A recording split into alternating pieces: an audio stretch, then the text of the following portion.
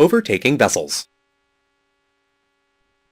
A vessel is considered overtaking if it is approaching another vessel anywhere within a 135-degree sector at its stern. This sector is drawn between above two lines. Each line is 22.5 degrees aft of the beam on either side of the vessel to be overtaken. At night, the overtaking vessel can see only the stern light of the vessel being overtaken. It will not be able to see the sidelights. If it sees the sidelights first, then it is not an overtaking situation. Every ship that is overtaking must not come in the way of vessel being overtaken.